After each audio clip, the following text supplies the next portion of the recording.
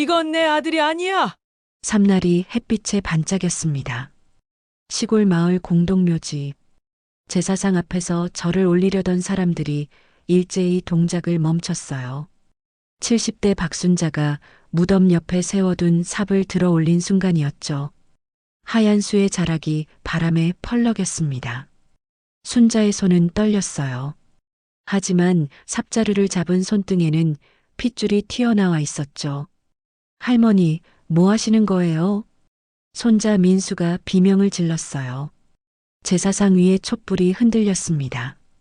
향 연기가 공기 중으로 흩어졌죠. 하지만 순자는 삽을 내려놓지 않았어요. 대신 무덤을 뚫어지게 바라봤습니다. 효자 박민호 지묘라고 새겨진 묘비. 40년 동안 매일 찾아와 잡초를 뽑고 돌을 닦아내던 그 묘비. 이건 내 아들 무덤이 아니야. 순자의 목소리는 떨렸지만 단호했습니다. 그 순간 며느리 김지영이 헐레벌떡 달려왔어요. 제사 음식을 나르다 말고 뛰어온 거였죠. 앞치마에는 음식물이 묻어 있었어요. 어머니, 정신 차리세요. 사람들이 다 보고 있잖아요. 지영이 순자의 팔을 붙잡았어요. 하지만 순자는 삽을 더 꽉 쥐었습니다. 손가락 마디가 하얗게 변할 정도로요. 주변에서 마을 사람들이 수군거렸죠. 저 할머니 완전히 돌았네. 제사 지내러 와서 무덤을 판다고? 치매 아니야? 요즘 이상하다더니. 순자는 그들의 시선 따위 신경 쓰지 않았어요. 대신 가슴 안주머니에서 무언가를 꺼냈습니다. 너덜너덜한 신문 조각이었죠. 손때가 묻어 누렇게 변한 종이. 수없이 펼쳐보고 또 접었던 흔적이 역력했어요. 이것 좀 봐. 순자가 떨리는 손으로 신문을 펼쳤어요. 석 달 전 경제면 기사였죠. 재벌 김도현, 입양된 아들이 그룹 후계자로 확정이라는 큰 제목. 그리고 정장을 입은 50대 남자의 사진. 카메라 플래시를 받으며 악수하는 모습이었어요. 이 사람 손 봐. 여기. 순자의 거친 손가락이 사진 속 남자의 손등을 가리켰습니다. 거기에는 작은 검은 점이 찍혀 있었어요. 신문 화질이 흐릿했지만 확실히 보였죠. 내 아들 손등에도 똑같은 자리에 점이 있었어. 새까만 점. 여기 똑같이. 순자는 자신의 손등을 보여줬어요. 그녀의 손등 같은 자리에도 검은 점이 있었죠. 유전이었던 거예요. 그게 그렇게 특별한 거예요? 점 하나 가지고 그러시면 어떡해요? 지영이 소리쳤습니다. 얼굴이 붉게 달아올랐어요. 마을 사람들 앞에서 이렇게 창피를 당하다니. 시어머니가 미쳐가는 모습을 모두가 보고 있었거든요. 마을 이장이 앞으로 나섰어요. 70대 중반의 그는 순자와 오래된 친구였죠. 순자 씨, 진정하시게. 그건 그냥 우연일세. 사람 손등에 점 있는 사람이 얼마나 많은데. 아니에요. 순자가 고개를 저었어요. 하얀 머리카락이 바람에 흩날렸죠. 눈가에는 깊은 주름이 파여 있었지만 눈빛만은 또렷했어요. 40년 전 그날도 이상했어요. 병원에서 내 아들이 죽었다고 전화 왔을 때 관을 보여주지도 않았어요. 회사 사람들이 와서 장례를 다 치러줬죠. 이미 못질한 관을 그냥 땅에 묻었어요. 순자의 목소리가 커졌어요. 40년 동안 삼켜왔던 말들이 터져나오고 있었죠.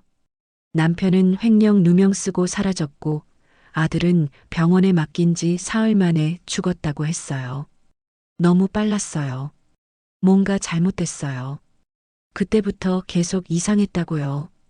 할머니, 그만하세요. 저 창피해서 못 살아요. 민수가 할머니 옷자락을 잡아당겼어요. 20살 청년의 얼굴에는 수치심이 가득했죠. 친구들한테 할머니가 제사상에서 난동 부렸다는 얘기가 퍼질 게 뻔했어요. 순자는 손자를 바라봤습니다. 그리고 다시 무덤을 봤어요. 검은 대리석 묘비. 매년 명절마다 닦아서 반질반질했죠. 하지만 그 안에 정말 아들이 있을까요? 내 아들은 죽지 않았어. 순자가 땅에 무릎을 꿇었어요. 흙이 하얀 수위에 묻었지만 신경 쓰지 않았어요. 눈물이 주름진 얼굴을 타고 흘러내렸습니다. 40년 동안 잘못된 무덤을 지켰어. 여기는 내 아들이 아니야. 내가 매일 와서 미안하다고 빌었던 게 다 거짓이었어. 순자의 목소리는 울부짖음이었어요. 하지만 동시에 확신에 차 있었죠. 지영이 핸드폰을 꺼냈습니다. 병원에 전화해야겠어요. 치매 검사 예약 잡아야 해요. 이러시면 안 돼요, 어머니. 난 미치지 않았어. 순자가 소리쳤어요. 그 순간 삽이 땅에 떨어졌습니다. 쨍그랑하는 소리가 묘지에 울려 퍼졌죠. 순자는 두 손으로 신문 조각을 꽉 움켜쥐었어요. 이 사람이 내 아들이에요. TV에서 봤어요. 교회에서 뉴스 나왔을 때 이 사람이 재벌 회장 아들로 입양됐다고 했어요. 50살. 내 아들 나이랑 똑같아요. 손등점도 똑같고. 이장이 한숨을 쉬었어요. 그는 순자의 고집을 알고 있었거든요. 그럼 경찰을 부르겠네. 무덤을 함부로 파헤치면 안 되니까. 좋아요. 경찰 부르세요. 순자가 일어섰어요. 무릎에 묻은 흙을 털지도 않았죠. 대신 묘비를 손으로 쓰다듬었습니다. 이 땅 안에 거짓이 묻혀 있어요. 내 아들은 여기 없어요. 40년 동안 속았어요. 나만 속은 게 아니라 우리 모두가 속았어요. 햇빛이 무덤을 비췄어요. 순자의 그림자가 묘비 위로 길게 드리워졌죠. 바람이 불어와 제사상 위에 종이돈을 날렸습니다. 하얀 종이들이 공중에서 팔랑거렸어요. 지영이 시어머니를 바라봤어요. 처음으로 두려움이 들었죠. 혹시 정말 뭔가 있는 건 아닐까? 40년 동안 매일 이 무덤을 찾아온 사람. 비가 오나 눈이 오나 거르지 않았던 사람. 그 사람이 지금 이렇게 확신하고 있다면? 어머니, 정말 확신하세요? 이 무덤이 잘못됐다고? 순자가 며느리를 똑바로 바라봤어요. 그 눈빛에는 흔들림이 없었죠. 응, 어미의 직감이야. 세상은 속여도 어미 마음은 못 속여. 내 아들은 여기 없어. 저 멀리 살아있어. 순자는 신문 조각을 가슴에 꼭 안았습니다. 석 달 동안 매일 밤 꺼내보던 그 사진. 김도현이라는 이름의 남자. 입양아 출신 재벌 후계자. 50살. 손등에 검은 점. 모든 게 맞아떨어졌어요. 이제 진실을 밝힐 차례였습니다. 치매예요. 어머니가 완전히 미쳤어요. 지영의 비명이 묘지를 가득 채웠어요. 그녀는 무릎을 꿇고 주저앉았죠. 손으로 얼굴을 감싸자 매니큐어가 벗겨진 손톱이 보였어요. 제사 준비하느라 밤새 일한 흔적이었죠. 어깨가 들썩이며 울음이 터져 나왔어요. 흐느끼는 소리가 바람에 실려 퍼졌습니다. 13년이에요. 13년 동안 모셨어요. 밥 차려드리고 빨래하고 병원 모시고 이제 와서 이러시면 어떡해요. 지영의 목소리는 절규에 가까웠어요. 앞치마에 묻은 음식물 얼룩이 햇빛에 반짝였죠. 아침 5시부터 제사 음식을 준비했거든요. 전을 부치고 나물을 무치고 과일을 깎았어요. 손에서는 아직도 파 냄새가 났죠. 마을 아주머니들이 지영을 둘러쌌어요. 등을 토닥이고 손을 잡아줬죠. 그러게 말이야. 며느리가 얼마나 고생이 많은데 70이 넘으면 다 저러나 봐. 우리 시어머니도 그랬어. 요양원 알아봐야겠네. 집에서 모시기 힘들겠어. 수군거림이 커졌어요. 사람들의 시선이 순자에게 쏠렸죠. 하얀 수의를 입은 노파. 손에는 여전히 삽을 쥐고 있었어요. 삼날에 햇빛이 반사돼 눈이 부셨죠. 손자는 어디 갔어? 누군가 물었어요. 사람들이 두리번거렸죠. 20살 민수는 이미 보이지 않았어요. 민수는 언덕 아래를 향해 달리고 있었어요. 운동화 끈이 풀렸지만 멈추지 않았죠. 가슴이 터질 것 같았어요.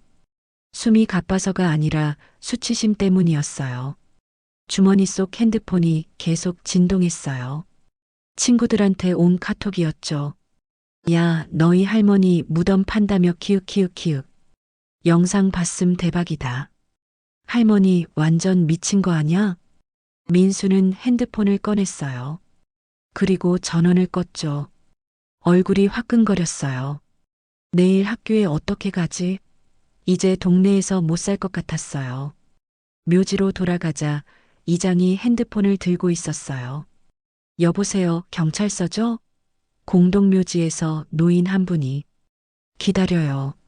순자가 말했어요. 목소리는 조용했지만 단호했죠. 이장이 전화를 끊지 않고 순자를 바라봤어요. 순자 씨, 이러지 마시고 집으로 가요. 응? 이장의 목소리는 다정했어요. 하지만 눈빛에는 걱정과 난처함이 섞여 있었죠. 그는 순자와 40년 넘게 같은 동네에서 살았어요.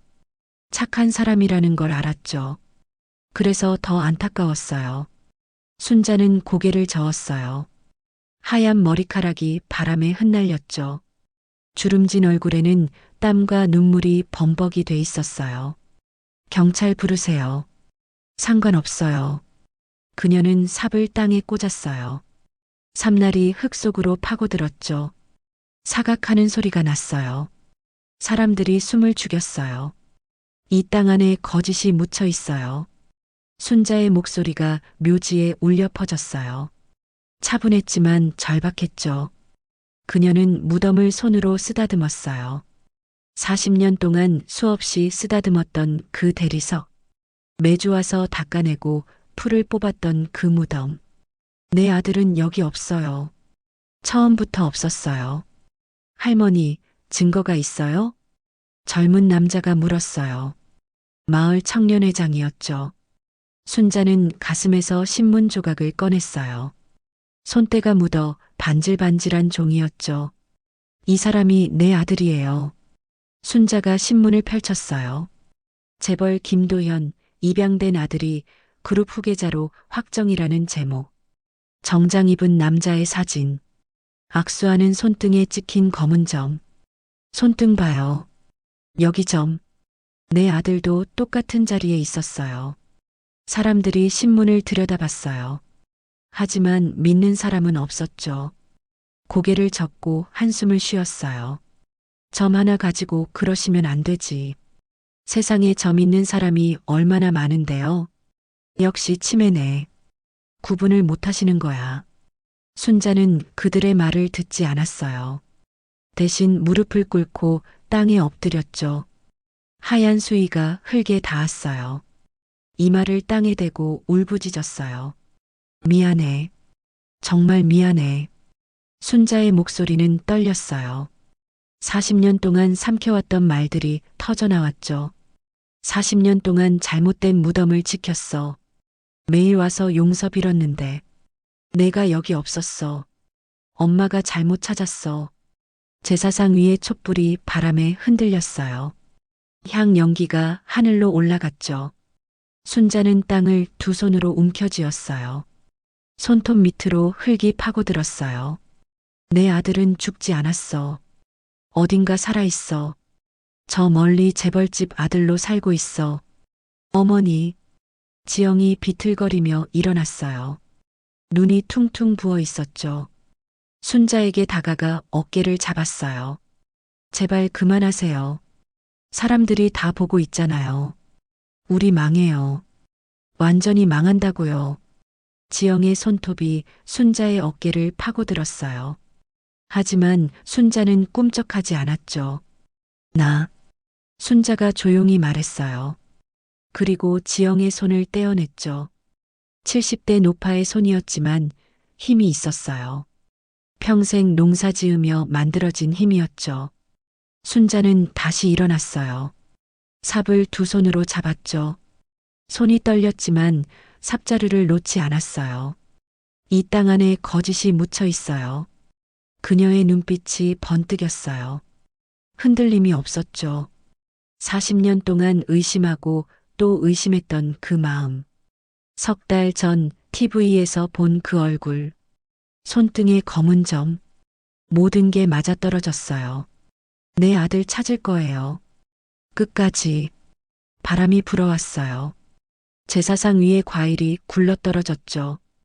배 하나가 땅에 떨어져 흙이 묻었어요. 하얀 종이돈들이 공중으로 날아올랐어요. 묘지를 가득 채운 사람들 사이로 종이돈이 흩날렸죠. 이장은 한숨을 쉬었어요. 더 이상 말릴 수 없다는 걸 깨달았죠. 그는 다시 핸드폰을 들었어요. 네, 경찰서요. 공동묘지에 좀 와주세요.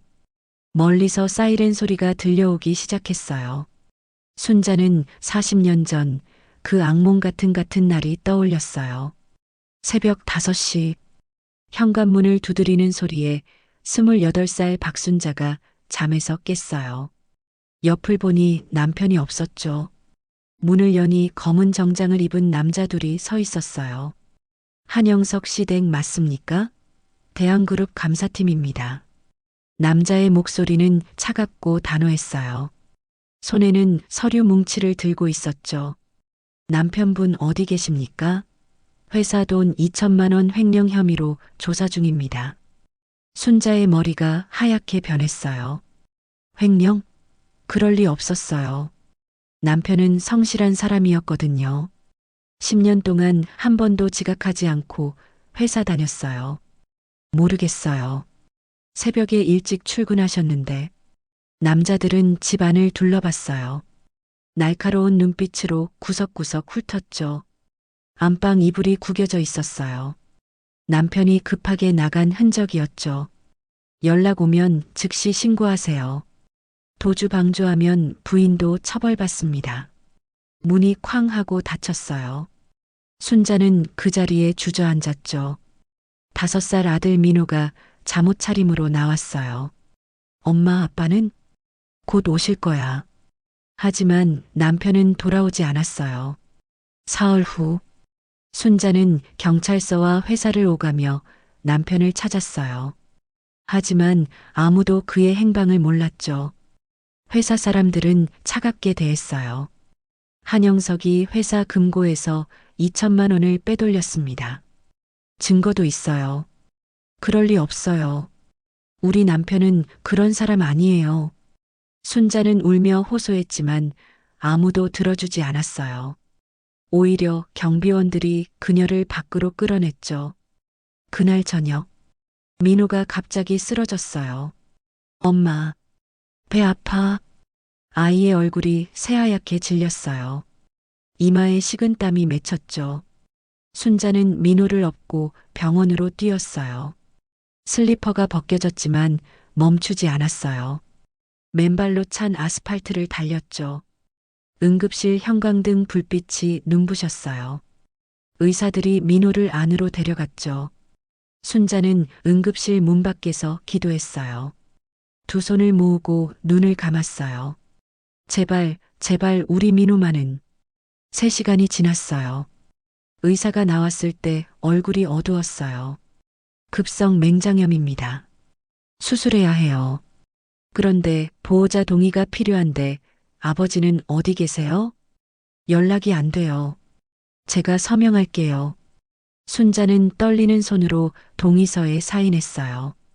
볼펜이 종이 위에서 흔들렸죠. 수술은 4시간 걸렸어요.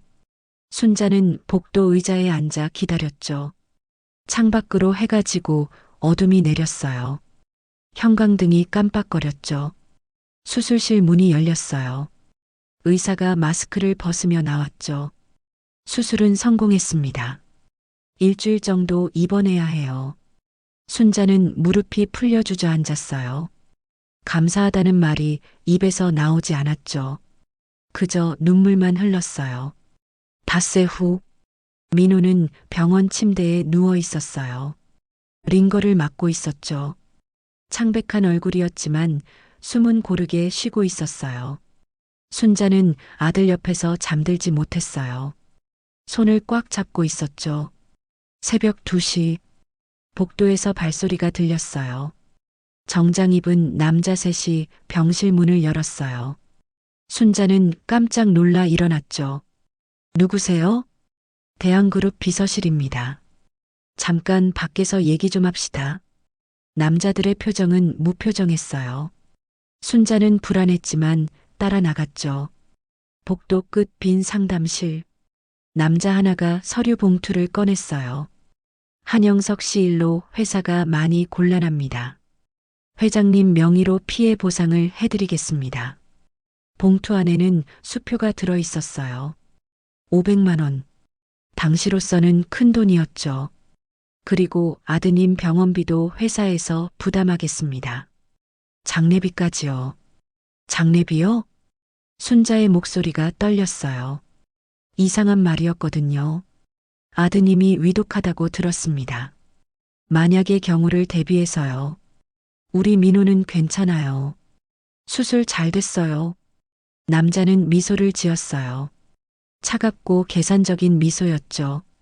물론입니다. 그저 만약을 위해서요. 서류에 사인만 해주시면 됩니다. 순자는 서류를 받아들었어요. 복잡한 한자와 법률 용어가 가득했죠. 초등학교만 나온 그녀는 이해할 수 없었어요. 여기 사인하시면 모든 병원비와 장례비를 회사가 부담합니다. 순자는 망설였어요. 하지만 병원비 걱정에 짓눌려 있었죠. 남편은 사라졌고 돈도 없었어요. 떨리는 손으로 사인했어요. 그날 밤 순자는 민호 옆에서 졸고 있었어요. 자정이 넘었죠. 갑자기 복도에서 비명소리가 들렸어요. 이 환자 심정지. 순자가 깜짝 놀라 일어났어요. 의사와 간호사들이 어느 병실로 뛰어들어가고 있었죠. 순자는 민호를 확인했어요. 다행히 잘 자고 있었어요. 하지만 이상했어요. 복도가 너무 소란스러웠거든요. 새벽 4시 병실 문이 열렸어요. 의사가 들어왔어요. 얼굴이 창백했죠. 뒤에는 그 정장 입은 남자들이 서 있었어요. 보호자님, 의사의 목소리가 떨렸어요. 아드님이. 갑자기 용태가 급변해서 뭐라고요? 순자가 벌떡 일어났어요. 민호를 봤죠. 여전히 자고 있었어요. 가슴이 오르락 내리락 했어요. 잘 자고 있잖아요. 지금 즉시 중환자실로 옮겨야 합니다. 간호사들이 우르르 들어왔어요. 링거를 끊고 침대를 밀기 시작했죠. 순자는 붙잡으려 했지만 밀려났어요. 잠깐만요. 우리 민호. 민호야.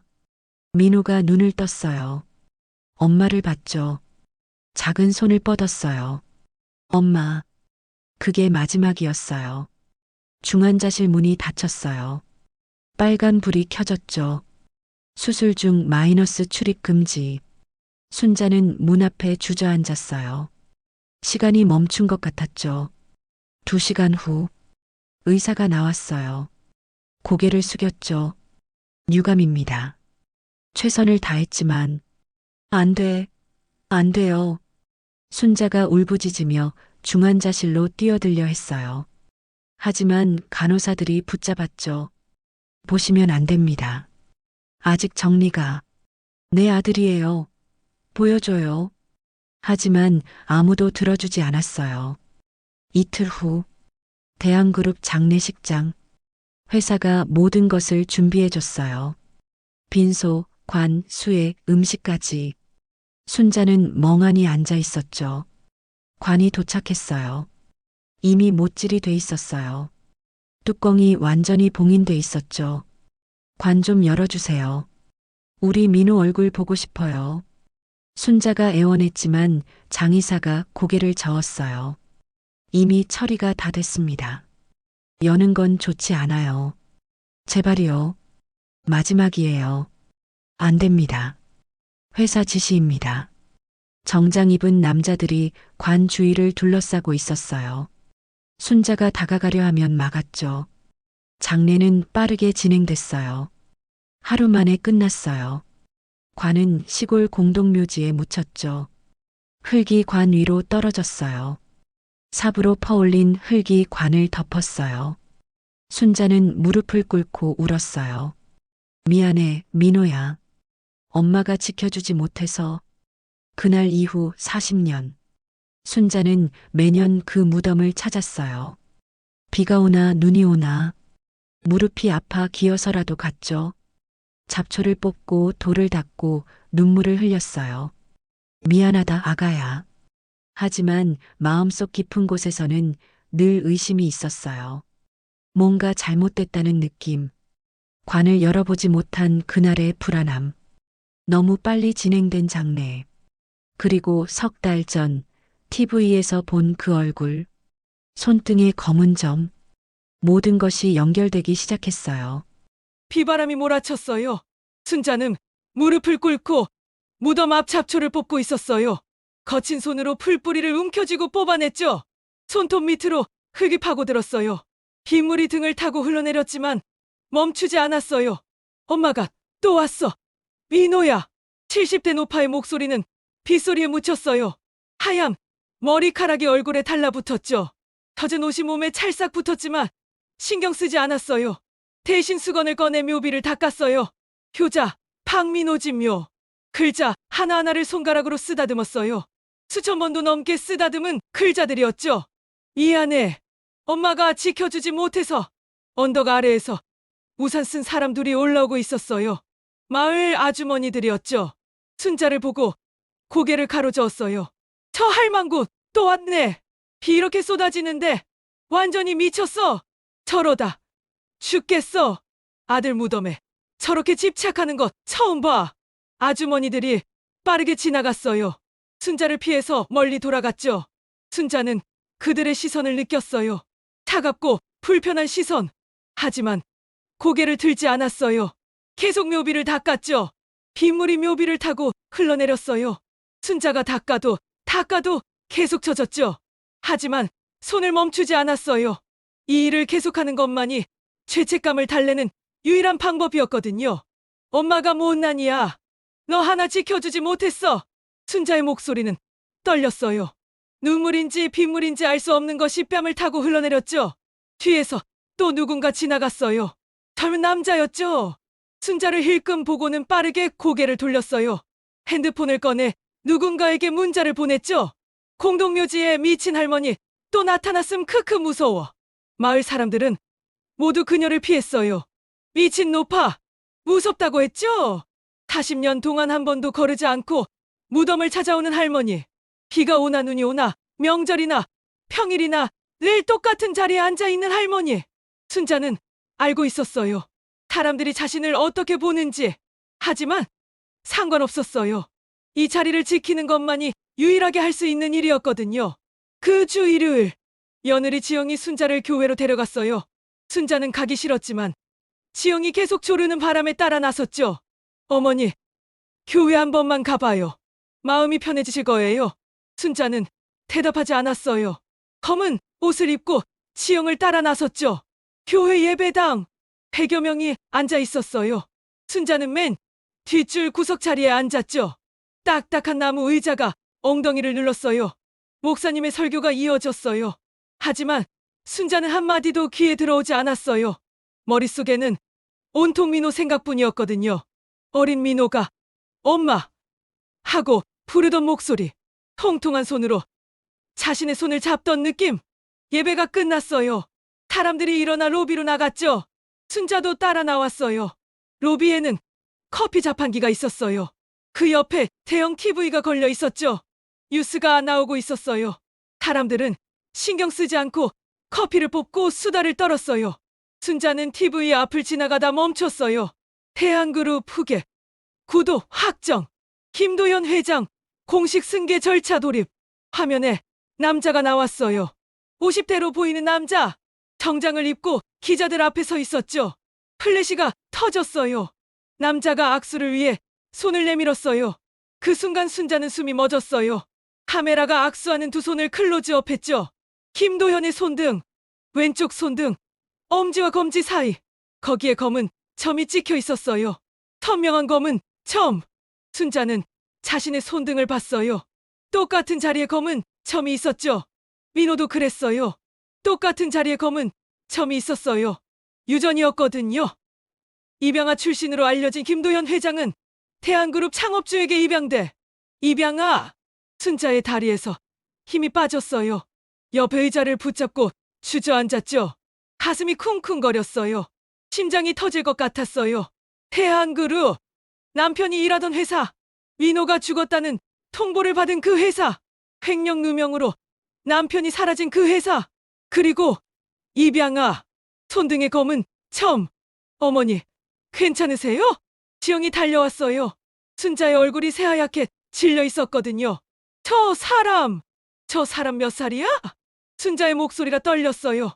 손가락으로 TV를 가리켰죠. 누구요? 김도현 회장이요? 글쎄요, 50? 50. 민호가 살아있다면 45살. 하지만 기사에서는 나이를 정확히 밝히지 않았어요. 잘 관리한 40대일 수도 있었죠. 저 사람 입양됐다고? 네, 옛날에 대한그룹에 입양됐대요. 어렸을 때 순자는 TV 화면을 뚫어지게 봤어요. 남자의 얼굴, 눈매, 코, 입.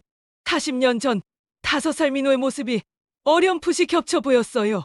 저 사람 사진 찍어줘. 네, 빨리. 지영이 당황하며 핸드폰을 꺼냈어요.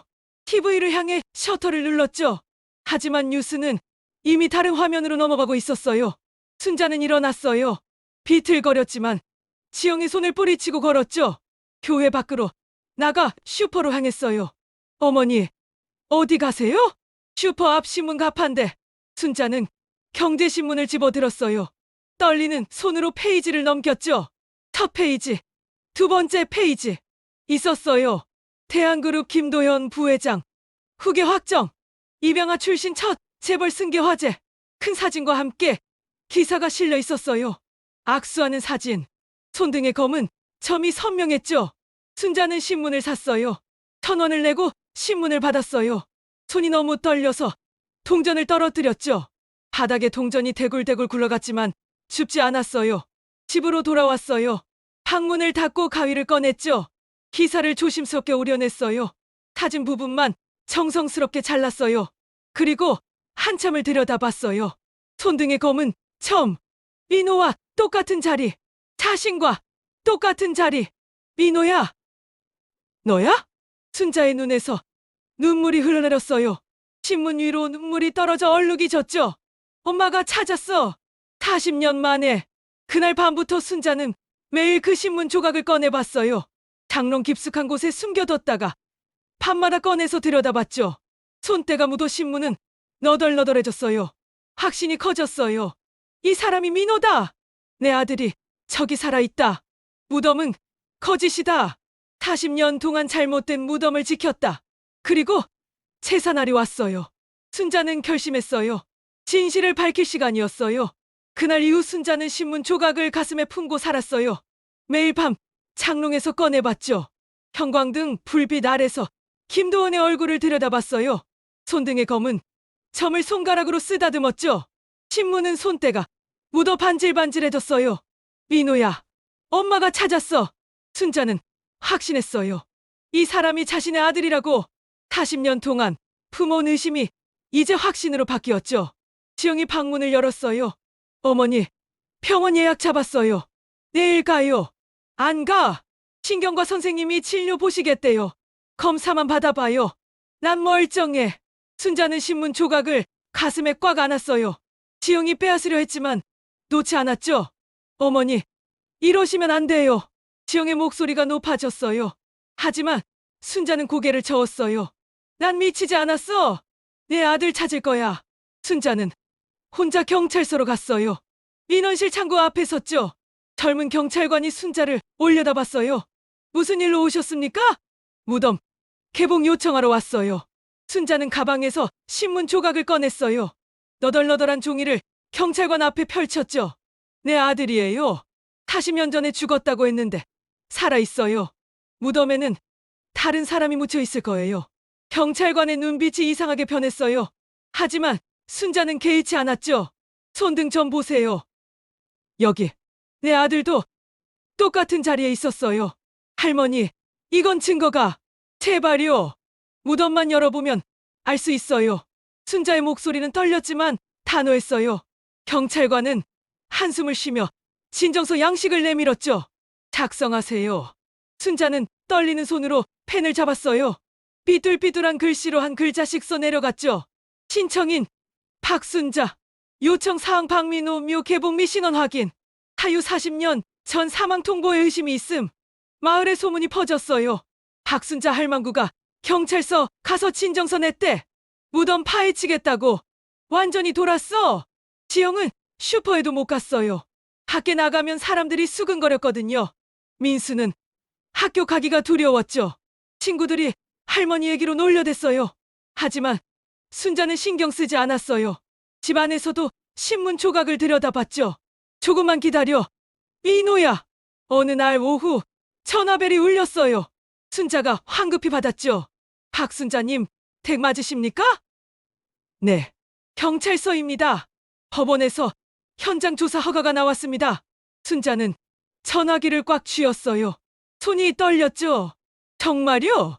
내일 오전 10시 공동묘지에서 만나십시오.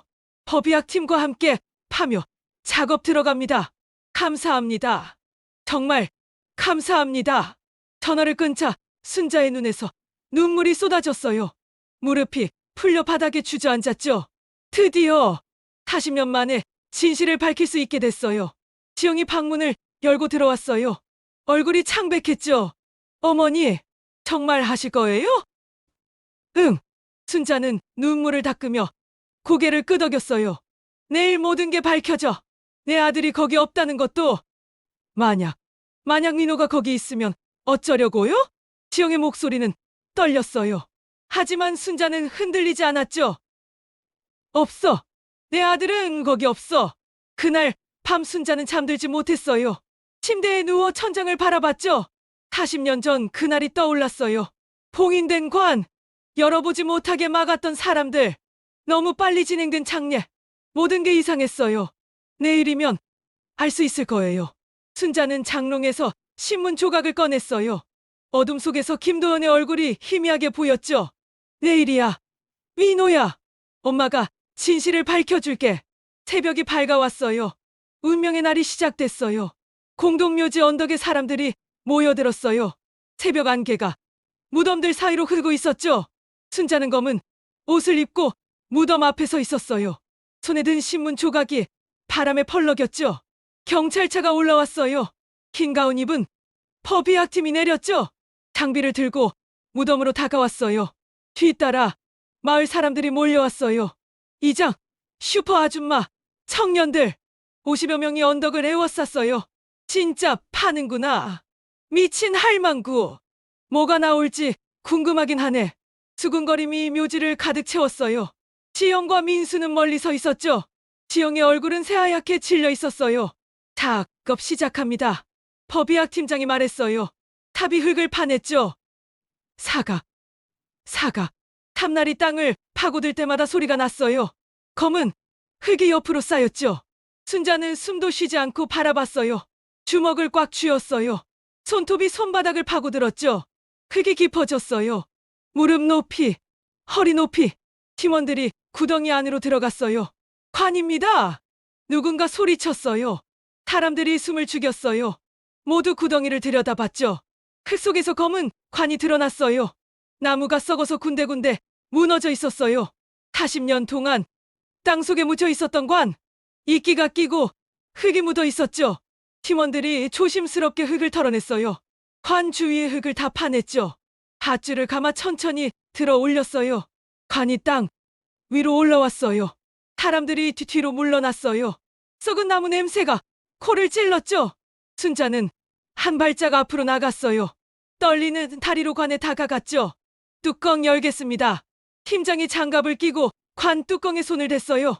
못이 녹슬어 있었죠. 지렛대를 밀어 넣었어요. 삐걱! 녹슨 못이 빠지는 소리가 났어요. 1개, 2개, 3개. 뚜껑이 들렸어요. 순간 역한 냄새가 퍼졌어요. 사람들이 코를 막았죠. 순자는 참았어요. 눈을 크게 뜨고 관 안을 들여다봤어요. 썩은 천이 보였어요. 한때 하얀색이었을 수이 이제는 칼색으로 변해 있었죠. 그 아래에 뼈들이 드러나 있었어요. 팀장이 천을 조심스럽게 걷어냈어요. 두개골이 나왔어요. 사람들이 숨을 들이켰어요. 순자는 두개골을 바라봤죠. 텅 빈 눈구멍, 벌어진 입. 팀장이 두개골 옆 흙을 털어냈어요. 무언가 나왔죠. 녹슨 군번줄이었어요. 이게 뭡니까? 팀원 하나가 군번줄을 집어들었어요. 녹이 슬어 글씨가 잘 안 보였죠. 천으로 닦아냈어요. 숫자가 드러났어요. 군번이네요. 팀장이 기록했어요. 그리고 다시관 안을 살폈죠. 갈비뼈들, 골반뼈, 다리뼈. 팀장이 뼈들을 살피다 멈췄어요. 이상합니다. 뭐가요? 이 유골. 성인 남성입니다. 키는 대략 175cm. 나이는 팀장이 두개골을 자세히 봤어요. 30대에서 40대로 추정됩니다. 순자의 눈이 커졌어요. 뭐라고요? 성인이에요. 적어도 30살은 넘었을 겁니다. 아니에요. 순자가 소리쳤어요. 우리 민호는 5살이었어요. 5살. 사람들이 웅성거렸어요. 뭐야? 다른 사람이야? 할머니 말이 맞았네. 이게 무슨 일이야? 순자는 관으로 달려들었어요. 무릎을 꿇고 안을 들여다봤죠. 성인 남자의 뼈. 5살 아이가 아니었어요. 완전히 다른 사람이었죠. 이게 누구예요? 이 사람이 누구냐고요? 순자의 목소리가 요지에 울려 퍼졌어요. 팀장이 군번줄을 다시 봤어요. 신호 확인해 보겠습니다. 군번으로 초회하면 내 아들은 어디 있어요? 내 민호는 어디 갔어요? 순자가 땅을 두 손으로 쳤어요. 주먹으로 흙을 내리쳤죠. 가짜를 묻은 거야. 가짜를. 내 아들은 여기 없었어. 사람들이 충격에 빠졌어요. 서로 얼굴만 쳐다봤죠. 그럼 진짜 아이는? 어디 간 거야? 회사에서 뭔 짓을 한 거야? 이장이 앞으로 나왔어요. 얼굴이 굳어 있었죠. 순자 씨, 이게 정말 내가 말했잖아요. 순자가 일어섰어요. 눈물이 얼굴을 타고 흘러내렸죠. 40년 동안 말했어요. 뭔가 이상하다고. 관을 열어보지도 못하게 했다고. 근데 아무도 안 믿었잖아요. 순자는 가슴에서 신문 조각을 꺼냈어요.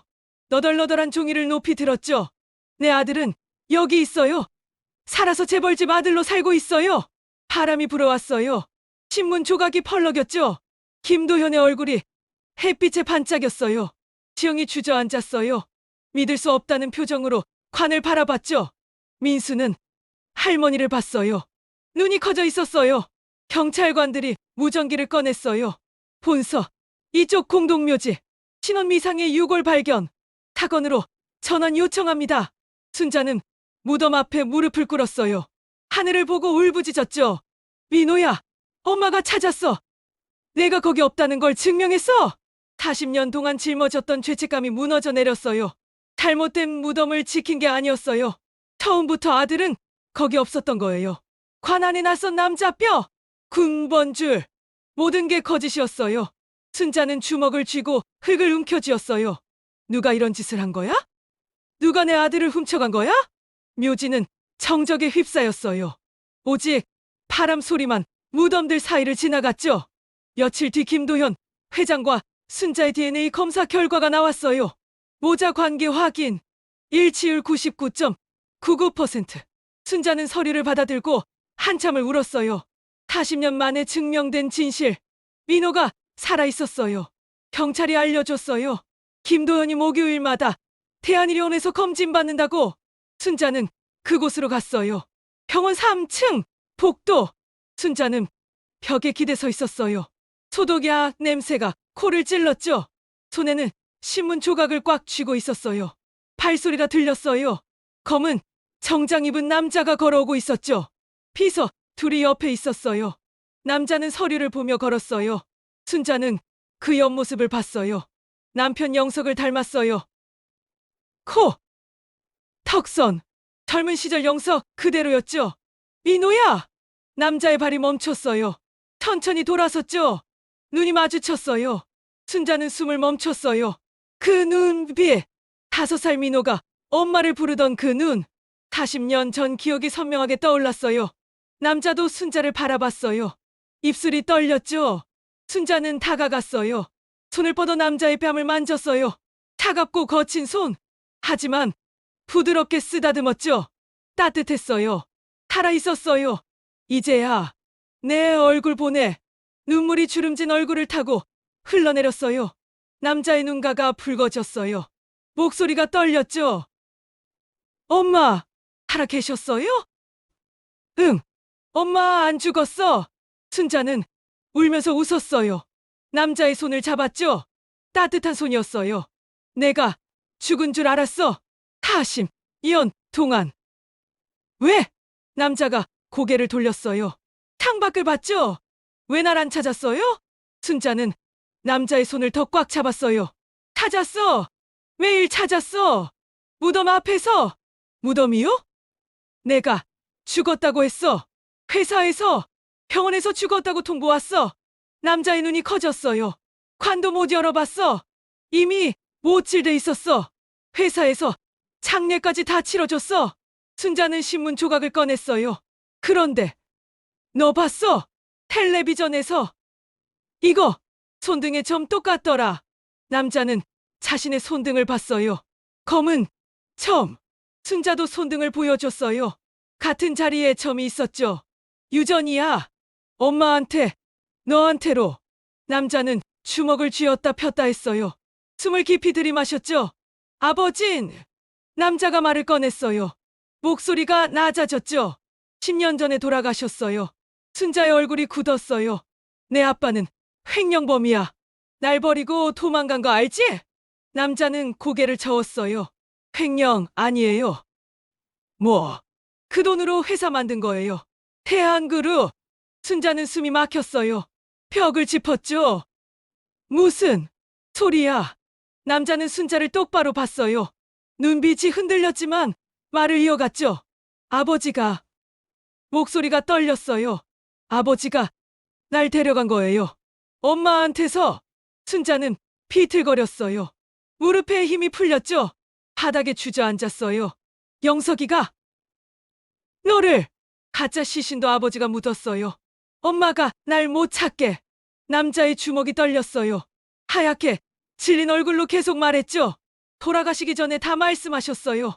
엄마랑 헤어지고 싶었대요. 나랑 새로 시작하려고. 순자는 바닥을 두 손으로 쳤어요. 한 번, 두 번. 내 아들을 뺏어간 거야. 복도가 조용해졌어요. 간호사들이 멀찍이 서서 지켜봤죠. 남자는 눈을 감았어요. 길게 숨을 내쉬었죠. 미안하다고 전화래요. 엄마한테. 미안하긴. 순자가 소리쳤어요. 목이 쉬어 갈라졌죠. 40년 동안 무덤 앞에서 빌었어. 지켜주지 못해서 미안하다고. 그게 다 내 아빠 짓이었어. 남자는 대답하지 않았어요. 고개만 숙였죠. 순자는 울었어요. 바닥에 주저앉아 통곡했어요. 40년간 짊어졌던 죄책감. 그게 전부 거짓이었어요. 남편이 아들을 훔쳐간 거였어요. 민호야. 순자가 손을 뻗었어요. 하지만 남자는 뒤로 물러섰죠. 전 김도연이에요. 아니야. 넌 박민호야. 민호는 죽었어요. 40년 전에. 남자는 고개를 저었어요. 전 대한그룹 회장 아들로 살았어요. 그게 제 인생이에요. 민호야, 제발, 죄송합니다. 남자는 돌아섰어요. 비서들이 그를 따라갔죠. 구두 소리가 복도에 울렸어요. 민호야! 민호야! 순자가 소리쳤지만 남자는 멈추지 않았어요. 복도 끝으로 사라졌어요. 순자는 바닥에 무너져 내렸어요. 40년 만에 찾은 아들. 하지만 아들은 더 이상 민호가 아니었어요. 그리고 모든 비극을 만든 건 사랑했던 남편이었어요. 다음날 뉴스가 터졌어요. 대한그룹 창업주, 친아들 납치 혐의 확인. 모든 채널이 같은 이야기를 했어요. 순자의 얼굴, 무덤 사진, 김도은의 사진이 화면에 번갈아 나왔죠. 앵커들이 충격에 찬 표정으로 말했어요. 재벌 탄생에 숨겨진 진실. 순자의 집 앞에 기자들이 몰려들었어요. 초인종이 쉴 새 없이 울렸죠. 할머니, 한 말씀만요. 아들 만나셨어요? 순자는 커튼을 살짝 열어 밖을 봤어요. 카메라들이 현관문을 에워싸고 있었죠. 플래시가 번쩍번쩍 터졌어요. 지영이 전화했어요. 어머니, TV 보셨죠? 난리 났어요. 응. 기자들이 저한테도 전화해요. 어떻게 해요? 순자는 대답하지 않았어요. 텔레비전 화면만 봤죠. 김도연이 회사 건물로 들어가는 모습이 나왔어요. 기자들에게 둘러싸여 있었지만 한마디도 하지 않았어요. 그냥 고개를 숙이고 걸어갔죠. 순자는 텔레비전을 껐어요. 일어섰죠? 옷장에서 깨끗한 옷을 꺼냈어요. 낡았지만 제일 나은 옷이었어요. 어머니, 어디 가세요? 지영이 놀라 물었어요. 민호 보러. 지금요? 기자들 밖에 우글거리는데요. 순자는 신경 쓰지 않았어요. 문을 열고 나갔죠. 플래시가 터졌어요. 기자들이 우르르 몰려들었어요. 마이크들이 순자 얼굴 앞에 들이밀어졌죠. 할머니, 어디 가세요? 아들 만나러 가세요? 순자는 대답하지 않았어요. 그저 앞만 보고 걸었죠. 기자들이 따라왔지만 순자는 멈추지 않았어요. 버스, 정류장까지 걸어갔어요. 버스를 탔어요. 서울행 버스. 2시간 걸리는 길이었죠. 대한그룹 본사. 50층 유리 건물 앞에 수백 명이 모여 있었어요. 시위대, 기자들, 구경꾼들.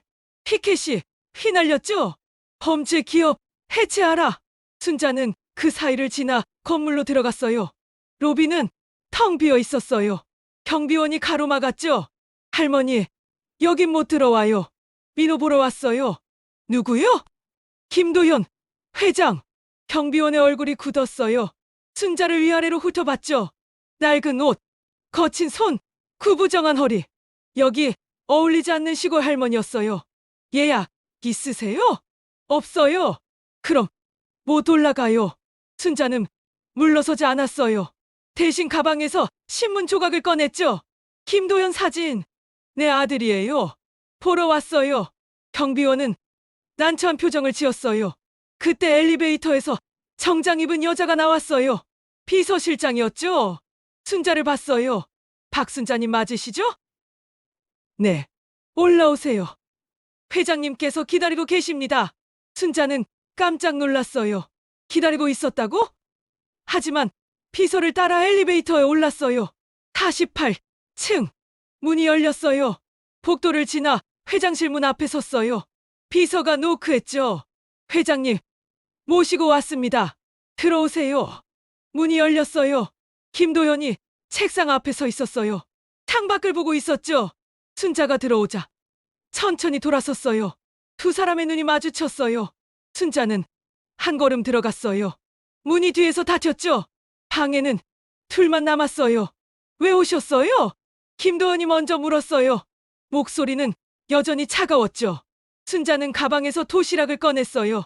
낡은 알루미늄 도시락. 새벽에 만든 거였어요. 김밥이 들어있었죠. 밥 먹었어? 김도현은 도시락을 봤어요. 눈빛이 흔들렸죠. 저는 괜찮아요. 40년 동안 밥 한 번 못 차려줬어. 이것밖에 못해. 순자는 도시락을 책상 위에 놓았어요. 손이 떨렸죠. 김도현은 도시락을 가만히 바라봤어요. 김밥, 단무지, 삶은 계란, 소박한 반찬들이었어요. 회사 일로 힘들다며. 뉴스에서 봤어. 순자가 말했어요.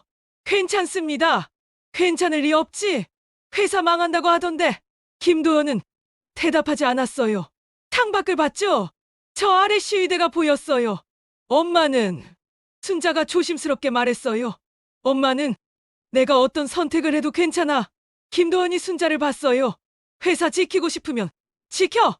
진실 말하고 싶으면 말하고. 엄마는 내 편이야. 왜요? 김도현의 목소리가 떨렸어요. 왜 제 편이에요?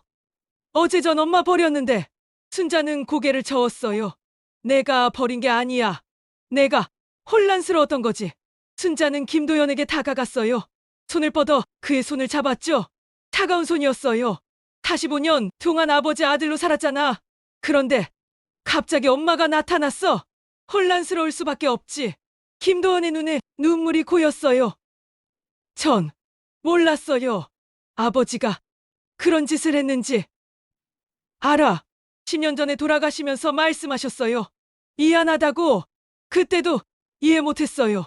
무슨 말인지. 김도연은 고개를 숙였어요. 어깨가 떨렸죠.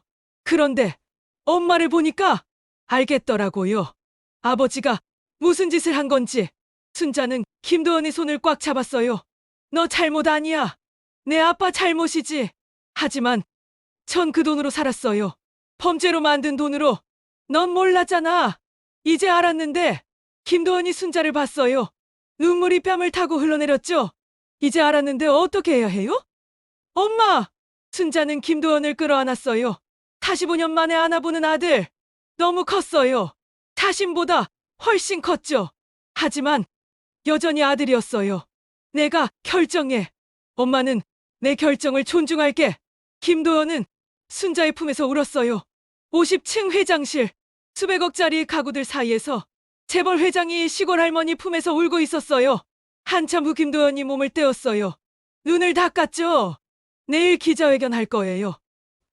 응, 모든 진실을 말할 거예요. 순자는 고개를 끄덕였어요. 그럼 회사는 아마 끝날 거예요. 그래도 괜찮아? 김도연은 잠시 생각했어요. 그리고 고개를 끄덕였죠. 네, 거짓 위에 서 있고 싶지 않아요. 이제 순자는 미소 지었어요. 주름진 얼굴에 환한 미소가 번졌죠. 잘 생각했어. 그날 저녁 순자는 회사 게스트하우스에 머물렀어요. 김도원이 집까지 바래다 주겠다고 했지만 순자가 거절했죠. 기자들이 몰려올 테니까. 잠들기 전 순자는 창밖을 봤어요. 서울 야경이 반짝였죠. 민호야, 엄마 아들 찾았어. 작게 중얼거렸어요. 그리고 40년 만에 편안하게 잠들었어요. 다음 날 오전 대한그룹 본사 1층 컨퍼런스홀. 100여 명의 기자들이 몰려들었어요. 카메라, 조명, 마이크, 방송 3사 생중계 카메라로 설치됐죠. 기자들이 웅성거렸어요. 진짜 나올까? 도망갈 줄 알았는데 뭐라고 할지 궁금하네. 연단 위에는 마이크 하나만 놓여 있었어요. 뒤에 대한그룹 로고가 걸려 있었죠. 순자는 맨 뒷줄 구석 자리에 앉아 있었어요. 아무도 그녀를 알아보지 못했어요. 그저 나이 든 할머니 하나. 손에는 신문 조각을 꽉 쥐고 있었죠. 오전 10시 측면문이 열렸어요. 김도연이 들어섰어요. 플래시가 터졌어요. 100개가 넘는 카메라가 일제히 셔터를 눌렀죠. 김도현은 정장을 입고 있었어요. 얼굴은 창백했지만 걸음은 흔들리지 않았어요. 연단 앞에 섰어요. 마이크를 잡았죠? 손이 미세하게 떨렸어요. 안녕하십니까? 대한그룹 김도원입니다. 목소리가 울렸어요. 기자들이 조용해졌죠? 모두 그를 바라봤어요. 김도현은 잠시 숨을 고르고 입을 열었어요. 오늘 이 자리는 사과의 자리입니다. 플래시가 또 터졌어요. 저는 지난 45년간 거짓 뒤에 서 있었습니다. 기자들이 펜을 들었어요. 노트북을 두드리기 시작했죠. 제 본명은 박민호입니다. 웅성거림이 퍼졌어요. 40년 전 5살 때 생부 한영석에게 납치됐습니다. 카메라 셔터 소리가 빗발쳤어요. 한영석은 당시 대한물산 운전기사였습니다. 그는 회사 자금 3억 원을 횡령했습니다. 김도원의 목소리는 떨렸지만 또렷했어요. 그리고 저를 납치했습니다. 생모 박순자 씨에게서. 순자는 뒷자리에서 눈물을 닦았어요. 가짜 시신을 묻었습니다. 무연고 사망자를 돈 주고 구입해 제 이름으로 장례를 치렀습니다. 기자들이 숨을 죽였어요. 그렇게 생모는 40년간 가짜 무덤 앞에서 빌었습니다. 죽은 줄 알았던 아들을 위해. 김도원은 눈을 감았어요. 다시 뜨고 말을 이었죠. 한영석은 횡령한 돈으로 사업을 시작했습니다. 그게 지금의 대한그룹입니다. 회장이 폭발했어요. 기자들이 고함쳤어요. 회장님, 그럼 대한그룹 전체가 범죄로 세워진 겁니까? 창업주를 고발하실 겁니까? 회사는 어떻게 하실 겁니까? 김도현은 손을 들어 조용히 해달라고 했어요. 천천히 가라앉았죠. 한영석은 10년 전 사망했습니다. 임종 씨 모든 진실을 제게 말했습니다. 김도현은 주먹을 쥐었어요. 그는 미안하다고 하지 않았습니다. 그저 이렇게 할 수밖에 없었다고만 했습니다. 목소리가 갈라졌어요. 저는 10년간 이 진실을 안고 살았습니다. 침묵했습니다. 김도현은 고개를 숙였어요. 그것이 제 죄입니다. 조용해졌어요. 플래시만 번쩍였죠. 생모 박순자님께 김도현이 고개를 들었어요. 뒷자리를 봤죠. 순자와 눈이 마주쳤어요. 진심으로 사과드립니다. 40년간 고통받으셨습니다. 제가 살아있다는 걸 알면서도 10년간 침묵했습니다. 죄송합니다. 순자는 고개를 끄덕였어요. 눈물이 멈추지 않았죠. 김도현은 다시 기자들을 봤어요. 대한그룹 회장직에서 사퇴하겠습니다. 기자들이 술렁였어요. 회사 지분 전부를 사회에 환원하겠습니다. 재단을 만들어 실종 아동 찾기, 범죄 피해자 지원에 쓰겠습니다. 회장님, 그럼 본인은 어떻게 되십니까? 박민호로 살겠습니다. 생모와 함께 플래시가 폭발했어요. 기자들이 일제히 질문을 쏟아냈죠. 회사 직원들은요? 이사회 동의는 받으셨습니까? 법적 책임은요? 김도현은 차분히 대답했어요. 직원들 고용은 보장됩니다. 이사회는 반대했지만 제 결정입니다. 법적 책임은 달게 받겠습니다. 그는 마지막으로 말했어요. 거짓은 언젠가 드러납니다. 40년이 걸렸지만 진실이 밝혀졌습니다. 김도현은 고개를 깊이 숙였어요. 90도로 죄송합니다. 플래시가 쉴 새 없이 터졌어요. 김도현은 연단에서 내려왔어요. 기자들이 우르르 몰려들었지만 경호원들이 막았죠. 뒷문으로 나가려던 김도현이 멈췄어요. 순자가 서 있었어요. 두 사람은 말없이 서로를 바라봤어요. 순자가 먼저 다가갔어요. 김도현의 손을 잡았죠. 잘했어. 김도현은 고개를 숙였어요. 어깨가 떨렸죠. 엄마, 이제 괜찮을까요? 응, 이제 괜찮아. 순자는 아들을 끌어안았어요. 복도 끝에서 기자들이 사진을 찍었어요. 재벌 회장과 시골 할머니가 끌어안고 있는 모습. 그 사진은 그날 저녁 모든 신문 일면을 장식했죠. 그날 밤 순자의 집 거실 텔레비전에서 뉴스가 나왔어요. 대한그룹 김도현 회장 오늘 전격 사퇴. 40년 진실 고백에 국민 충격. 재벌 2세 아닌 납치 피해자였다. 지영이 순자 옆에 앉아 있었어요. 눈이 빨개져 있었죠. 어머니, 정말 대단하세요. 순자는 대답 없이 텔레비전을 봤어요. 김도현이 고개 숙이는 장면이 반복 재생됐죠. 40년을 기다리셨어요. 포기하지 않으셨어요. 지영이 순자 손을 잡았어요. 죄송해요. 제가 어머니를 미쳤다고. 괜찮아. 순자는 미소 지었어요. 이제 다 끝났어. 창밖에서 가을바람이 불었어요. 나무잎이 휘날렸죠. 순자는 눈을 감았어요. 민호야, 이제 정말 끝났어. 거짓도, 죄책감도, 이제 우리 진짜 가족이야. 작게 중얼거렸어요. 그리고 깊은 숨을 내쉬었어요. 40년간 짊어졌던 무게가 비로소 내려놓아졌어요. 3개월 후, 공동묘지, 언덕, 가을이 깊어지고 있었어요. 단풍이 물들어 언덕을 붉게 덮었죠. 바람이 불 때마다 낙엽이 휘날렸어요. 무덤 앞에 세묘비가 서 있었어요. 예전 효자 박민호 지묘는 사라졌어요. 대신 이렇게 적혀 있었죠. 무명인의 묘, 거짓에 묻혔으나 진실로 밝혀지다. 그 옆에 작은 돌비석 하나가 더 있었어요. 이 자리에 묻힌 이의 명복을 빕니다. 박순자, 박민호. 순자는 무덤 앞에 앉아 있었어요. 무릎 위에 손을 가지런히 놓고 있었죠. 바람이 하얀 머리카락을 날렸어요. 주름진 얼굴은 평온해 보였어요. 발소리가 들렸어요. 김도현이 언덕을 올라오고 있었죠. 정장 대신 청바지에 점퍼를 입고 있었어요. 손에는 꽃다발을 들고 있었어요. 엄마! 순자가 고개를 돌렸어요. 미소 지었죠. 왔구나. 김도현이 옆에 앉았어요. 꽃을 무덤 앞에 놓았죠. 오늘은 일찍 끝났어요. 요즘 일은 어때? 괜찮아요. 적응되고 있어요. 김도현은 지금 작은 사회복지단체에서 일하고 있었어요. 실종 아동 찾기 프로젝트. 월급은 재벌 회장 때의 100분의 1도 안 됐죠. 하지만 얼굴은 예전보다 편안해 보였어요. 두 사람은 말없이 무덤을 바라봤어요. 바람 소리만 언덕을 지나갔죠. 엄마! 한참 후 김도현이 입을 열었어요. 후회 안 해요? 뭘? 저 때문에 40년을 순자는 고개를 저었어요. 후회 없어. 널 찾았잖아. 김도연은 풀잎을 뜯었어요. 손가락 사이로 비볐죠. 전 가끔 아버지 생각해요. 순자는 아들을 봤어요. 밉지만 그래도 아버지였어요. 저를 키워주신 분. 알아. 복잡해요. 증오해야 하는데 그렇게만은 안 돼요. 순자는 김도연의 손을 잡았어요. 그래도 돼. 내 감정이니까. 김도연은 순자를 봤어요. 눈가가 촉촉해졌죠. 엄마는 어때요? 아버지한테 화나요? 순자는 하늘을 올려다봤어요. 구름이 천천히 흘러가고 있었죠. 화나지. 미워. 근데 순자는 김도연의 손을 꽉 쥐었어요.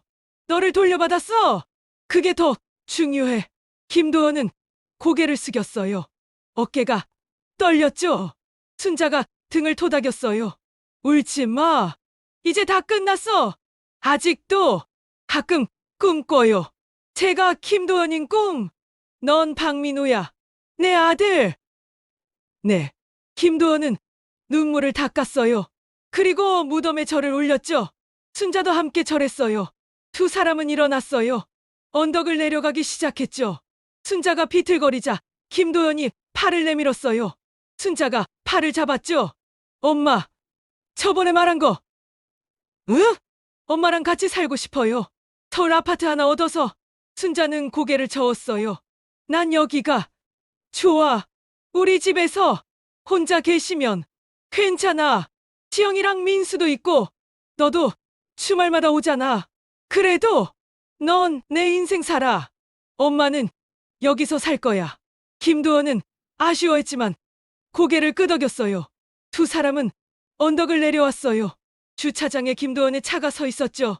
예전에 외제차가 아니었어요. 중고 국산차였어요. 엄마, 태워드릴게요. 아니야.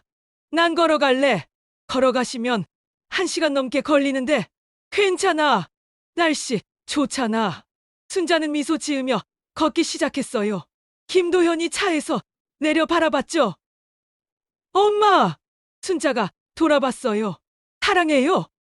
순자의 얼굴에 환한 미소가 번졌어요. 주름진 얼굴이 햇살처럼 밝아졌죠. 나도 사랑해. 민호야! 김도현은 차에 올랐어요. 시동을 걸었죠. 순자가 손을 흔들었어요. 김도현도 손을 흔들며 차를 몰고 갔어요. 순자는 홀로 마을 길을 걸었어요. 단풍나무가 길 양쪽에 서 있었죠. 낙엽이 발밑에서 바스락거렸어요. 마을 어귀 슈퍼 앞을 지나갔어요. 아주머니들이 모여 앉아 있었죠. 순자 씨, 아들 만나고 왔어요? 응, 텔레비전에서 봤어요. 대단하더라. 고생 많으셨어요. 예전에는 수군거리던 사람들이었어요. 미쳤다고 했던 사람들. 하지만 이제는 달랐어요. 존경 섞인 눈빛으로 봤죠. 순자는 가볍게 인사하고 지나갔어요. 집에 도착했어요. 작은 단층집. 마당에 고추가 빨갛게 익어 있었죠. 문을 열고 들어갔어요. 거실 벽에 사진이 걸려 있었어요. 새로 찍은 사진. 순자와 김도연이 나란히 서서 웃고 있는 사진이었어요. 순자는 사진을 쓰다듬었어요. 민호야, 엄마 행복해. 작게 중얼거렸어요. 부엌으로 갔어요. 저녁 준비를 시작했죠. 김치찌개. 민호가 좋아하는 음식. 다음 주말에 올 때 해줘야죠. 창밖으로 석양이 지고 있었어요. 하늘이 주황빛으로 물들었죠. 순자는 창가에 섰어요. 저 멀리 언덕이 보였어요. 무덤이 있는 언덕. 40년 동안 매일 찾아갔던 곳. 이제는 가끔만 가요. 일주일에 한 번. 아들이 올 때 같이 가죠. 더 이상 죄책감 때문이 아니에요. 그저 인사하러 가는 거예요. 그 자리에 잘못 묻힌 사람에게, 그리고 거짓말을 밝혀준 그 무덤에게. 순자는 눈을 감았어요. 바람이 불어왔어요. 커튼이 휘날렸죠. 40년의 긴 여정이 끝났어요. 거짓은 끝났고 진실이 시작됐어요. 그리고 엄마와 아들은 비로소 함께였어요. 오늘 이야기 어떠셨나요? 시골 할머니 순자는 40년 동안 포기하지 않았습니다. 모두가 미쳤다고 수군거릴 때도 가짜 무덤 앞에서 매일 빌며 의심을 키워왔죠. 그리고 마침내 진실을 밝혀냈습니다. 아들 민호는 죽지 않았고 재벌 회장으로 살아 있었습니다. 하지만 이 이야기의 진짜 의미는 단순히 아들을 찾았다는 것만이 아닙니다. 어머니의 사랑은 거짓을 이겼고 끈기는 진실을 드러냈습니다. 순자는 40년이라는 긴 시간 동안 흔들리지 않았습니다. 그 집념이 결국 기적을 만들어냈죠. 우리 인생도 마찬가지 아닐까요? 살다 보면 포기하고 싶을 때가 많습니다. 이미 너무 늦었어. 아무리 해도 안 될 거야 라고 생각하게 되죠. 하지만 순자처럼 진실을 믿고 끝까지 가면 언젠가는 답을 찾을 수 있습니다. 특히 우리 부모 세대는 자식을 위해 모든 걸 희생하며 살아오셨습니다. 말없이 묵묵히 때로는 오해받으면서도 자식만 바라보셨죠. 순자의 40년이 결코 낯설지 않은 이유입니다. 혹시 여러분도 오랫동안 마음에 품고 있던 진실이 있으신가요? 또는 포기하지 않고 끝까지 찾아낸 소중한 것이 있으신가요? 댓글로 들려주세요. 여러분의 이야기가 누군가에게 용기가 될 수 있습니다. 다음 이야기도 기대해주세요. 구독과 좋아요 부탁드립니다.